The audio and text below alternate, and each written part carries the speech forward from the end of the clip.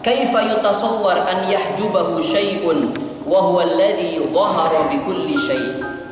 Bagaimana mungkin sekarang ya, ada sesuatu yang menutup Allah, ada sesuatu yang menutup hamba dari Tuhan, padahal Tuhan itulah, padahal Allah lah yang nampak bikulli syai', sebab adanya ciptaan ini. Baknya itu kata para ulama adalah ba lissababiyah ya, jadi Allah itu nampak ya disebabkan oleh segala sesuatu yang ada. Wa huwallazi dhahara bikulli syai', ai dhahara bisababi kulli syai'. Allah itu nampak sebab segala sesuatu yang ada. Loh, apa bedanya dong dengan makalah yang sebelumnya? Ya, makalah sebelumnya mengatakan ya bahwa Allah lah yang menciptakan semuanya.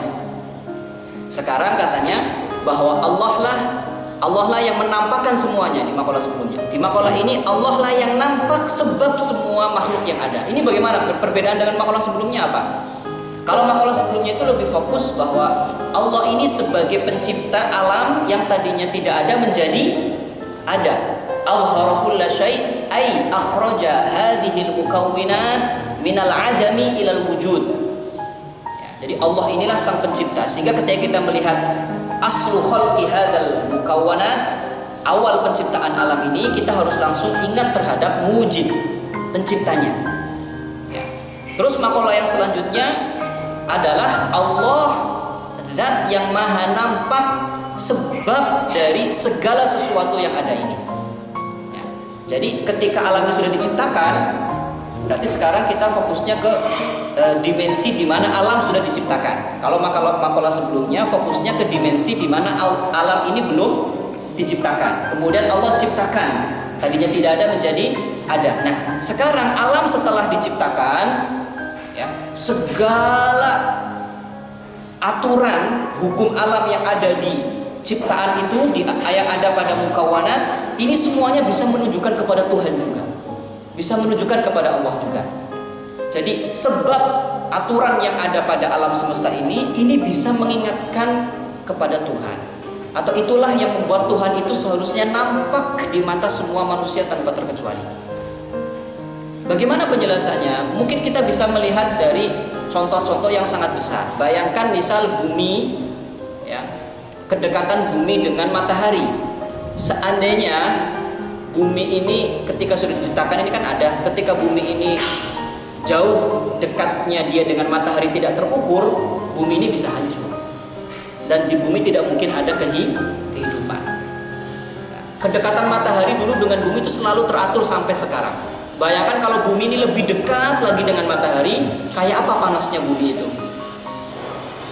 Dan ternyata selama ini jarak antara bumi dan matahari tetap stabil. Dan manusia itu tetap bisa hidup di bumi ini. Sejak awal dulu Nabi Adam sampai sekarang. Itu tetap seperti itu. Itu aturan yang sangat luar biasa.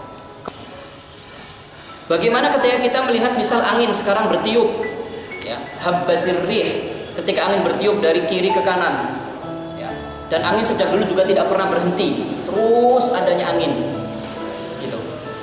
Kemudian juga kebutuhan manusia dengan air, terus hujan, tidak pernah kekurangan air. Kemudian juga ukuran malam dan siang, bagaimana ya selama ini tidak pernah malam dan siang itu tidak berganti. Gak mungkin ya, tidak ada sejak dulu sampai sekarang ya malam ini tiba-tiba absen pada suatu waktu, yang ada siang aja. Atau terbalik ya, yang ada hanya malam saja, tidak pernah ada siang. Dari zaman Nabi Adam sampai sekarang aturan bumi masih tetap sama, ada malam dan ada siang. Bahkan kalau di negara kita di Indonesia itu stabil 12 jam 12 jam. Kalau di Mesir nggak stabil, ini lebih luar biasa lagi, kok bisa nggak stabil? Dan itu berulang setiap tahun, ketidakstabilan itu berulang setiap tahun. Ini baru ini kemudian sungai. Bagaimana kok bisa ada air? Dia memiliki hukum terus mengalir dari yang atas ke yang bawah. Apakah ada suatu saat air itu mengalir dari bawah ke atas secara natural?